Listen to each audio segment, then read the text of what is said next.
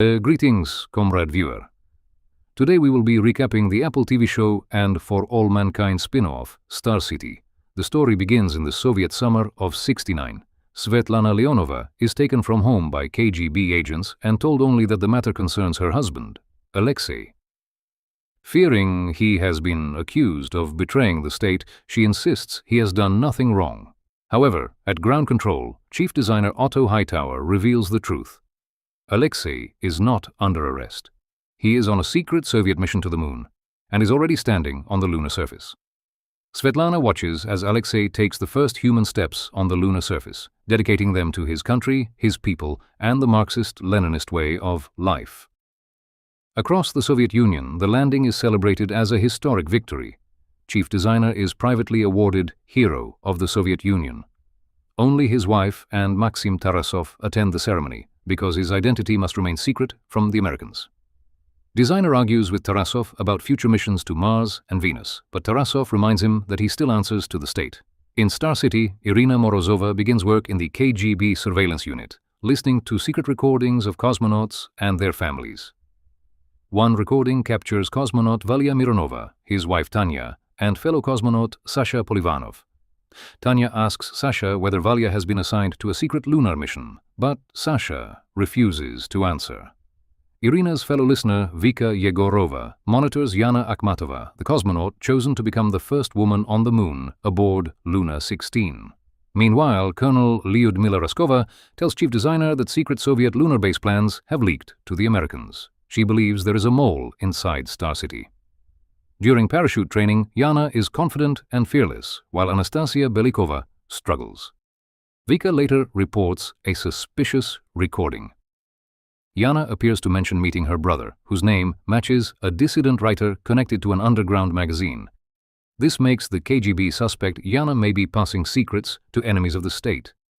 Yana insists her brother is dead, but after torture, she falsely confesses to helping the Americans. Chief designer is furious. He believes Yana is innocent of spying and sabotage. He also knows her replacement, Anastasia, is unprepared and politically protected. The stress causes him to collapse. Dr. Borovsky warns that his heart may not survive much more strain. Irina continues surveillance and begins doubting Yana's guilt. Sasha and Tanya mention that Yana had not spoken to her family in years, making the story about a secret meeting seem less likely. When Irina suggests Yana may be innocent, Vika takes it as an attack and refuses to reconsider her report. At Baikonur, Valia and Anastasia prepare for Luna 16. Valia, still upset about what happened to Yana, dismisses Anastasia's abilities and tells her to focus on memorizing the landing speech. After Vika leaves the surveillance room, Irina secretly listens to Yana's interrogation tape. She then visits a graveyard. There, she discovers Yana did have a brother, but he died as an infant. He could not have been a dissident writer, meaning the accusation against Yana was false. Irina reports this to Raskova. Raskova is impressed, but criticizes Irina for failing to report every detail of Sasha and Tanya's affair. To test Irina's resolve, Raskova takes her to Yana's jail cell. Yana has been badly beaten. Raskova admits Irina has proven her innocence. However, she explains that the power of the KGB comes from never admitting mistakes. She gives Irina a gun and orders her to shoot Yana. Irina refuses. Raskova takes the gun back and executes Yana herself. Irina is horrified. During Luna 16, Anastasia suffers carbon dioxide buildup in her suit while spacewalking to the lunar lander. If she returns, the mission will fail. Ground control finds only one solution: puncture the suit, vent the carbon dioxide, and reach safety within minutes. Escaping air knocks Anastasia loose. She is forced to detach her tether completely. Nearly blacking out, she reaches the lander and gets inside.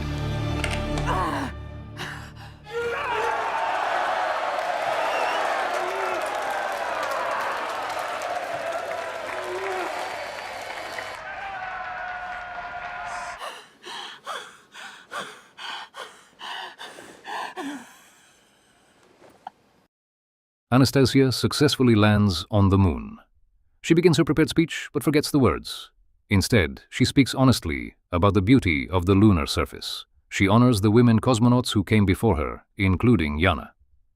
Tarasov orders ground control to cut the audio.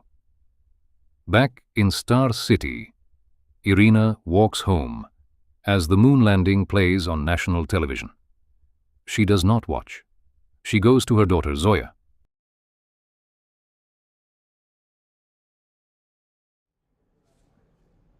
Then she notices a drop of Yana's blood still on her sleeve.